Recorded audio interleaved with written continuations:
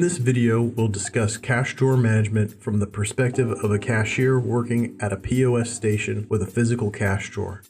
This is a traditional cash register type setup. When you open a drawer, it starts the accounting for the period, and when you close a drawer, it resets the counting for the next day or shift. With a cash register, the drawer is based on the POS station and is not tied to the user. For drawers that are tied to the user, watch our video on server drawers. First, let's define some terms.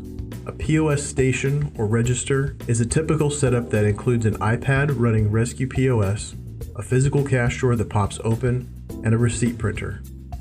A cash drawer applies in two contexts. There is a physical cash drawer attached to the POS, and there is a virtual drawer that is the cash accounting that is being done by the system. The physical drawer's cash and the virtual drawer's cash should always match. If it doesn't match, that's called a discrepancy. So how does Rezku track cash in the drawer? Through cash drawer activity, and that includes cash sales, cash refunds, pay-ins, payouts, bank drops, and audits. Let's go through a simulated day managing the cash drawer together and what you'll need to do. When you begin the day, the first thing you'll need to do is open a cash drawer. This starts a new virtual drawer or accounting period. Tap the Open Drawer button. Typically, a business will start the drawer off with some money for making change. $200 is a typical starting cash for change in a cash drawer. Use the keypad to enter the value. Press C to clear if you make a mistake. You can enter the bills and change that you're starting the drawer with, or you can come down to the other field here and enter the total. Tap the Submit button to start the drawer. The system is now monitoring cash drawer activity and keeping a record of it. Now let's simulate some cash drawer activity. The primary cash drawer activity is cash sales. So let's ring up a few sales. You should already know how to ring up a guest to check out, but if you don't, please go watch the video on the basics of taking an order. Each cash sale adds to the total cash in our drawer. If there are any cash refunds, they will decrease the drawer balance by the refund amount. These happen naturally in the course of business, but there are other types of drawer activity that are initiated by the cashier. To access the drawer management functions, tap the icon on the top left of the screen that looks like a bar graph. This is the Management button on the POS. You must have drawer management permission granted to your account to access the drawer management controls. In Management under Cash Drawers, you will see the activity buttons. Let's go through these together. No sale. This pops the drawer open and shows the user's name on the screen. That's all it does. Use of the no sale function should never unexpectedly increase or decrease the funds in the cash drawer. If you add or remove money from the drawer after you pop it open with the no sale button, this will create a discrepancy in the cash drawer report, and management will have questions. So what should you do if you need to add or remove money from the cash drawer? That's what pay in and pay out are for. Let's say we just ran out of quarters to make change, and the manager has brought us a roll of quarters from the back. We need to tap the Pay In button. The drawer pops open for us to add the quarters. Type in the reason, change, then the amount. A roll of quarters is worth $10. Tap Save. The expected drawer balance has now increased by $10.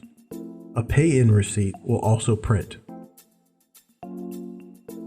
Now let's say one of our vendors has dropped off some locally grown produce we ordered. To pay him out of the cash drawer, we need to do a pay out. Tap the Pay Out button to pop the drawer. Enter the reason. Enter the amount. Tap Save. The expected drawer balance has now decreased due to the payout, and the payout receipt will also print.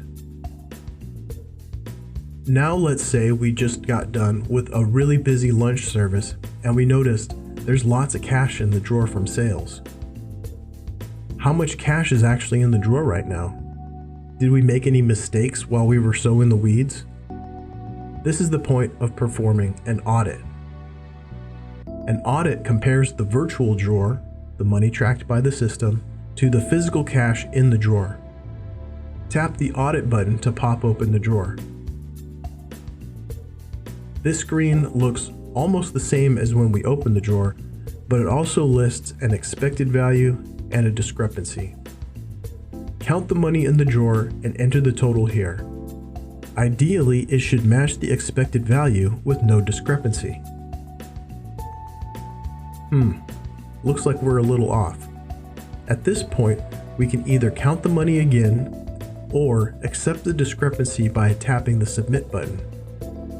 If we accept the discrepancy, the expected drawer balance will adjust to the amount we entered, and our drawer report will show an adjustment for the discrepancy amount. What if we decide we're not comfortable with that much cash being in the drawer? A bank drop is similar in functionality to a payout, but for a specific purpose: to put excess cash in the safe to protect it. Tap the bank drop button to pop the drawer. Enter the amount of the drop. Tap Save. The expected value of the drawer has now decreased by the amount of the bank drop. The last function to look at is closing the cash drawer. And this is done every night at the end of the service in the least. You can close the drawer between shifts as well, if there's a break between lunch and dinner service, for example. This is not typically done on a per user basis because standard cash drawers are not assigned to a specific user. Ask Rezku support about bar drawers and see if that might be right for you. Closing a drawer resets the expected drawer balance, aka the virtual drawer, in the POS software. To close the drawer, tap the close button to pop the drawer open. You'll see a similar screen as when you open the drawer, but it also lists the expected value and any discrepancy. This is the same screen you see when you do an audit. Closing the drawer actually is a type of audit and functions similarly. Count the money in the drawer and enter it here. It should match the expected value with no discrepancy. If there is a discrepancy, we can either count the money again or accept the discrepancy by tapping the submit button. If we accept the discrepancy, the ending drawer balance will reflect the amount we entered, and our drawer report would show an adjustment for the discrepancy amount. When closing the drawer, the system automatically asks if you'd like to print a drawer summary and a day summary. We'll examine these reports in the next section. It's something like Zing out a legacy system. However, unlike with legacy POS systems, closing the drawer does not reset your sales data for the day or the shift. It only resets the cash drawer. After closing the drawer, to use the POS, you will need to open a new cash drawer. The first half of this video covered how to manage the cash drawer on the POS. Now we'll look at the reporting functions.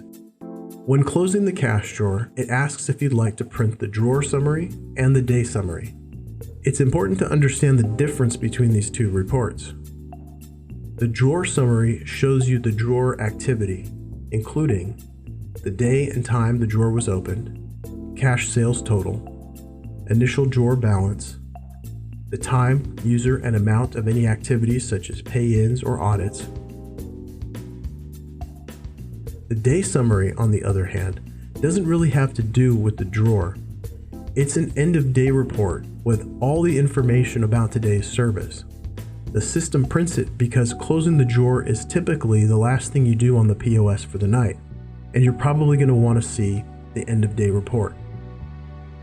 New users that are familiar with the Zing out process of legacy POS systems or cash registers might think that's what's going on here. But as we mentioned earlier, this does not reset the data for the day, it just resets the drawer.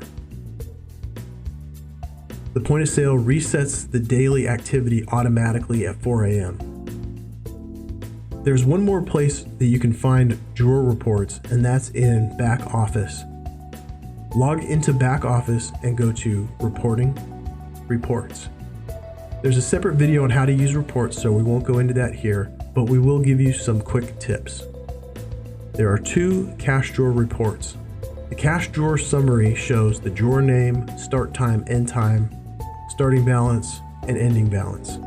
The cash drawer activity report shows all of the drawer activity, the time, the user, and how much.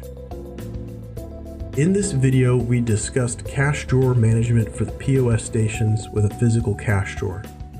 We covered how to open a cash drawer, how to record activity, how to perform an audit, how to close the cash drawer, and how to access drawer reports.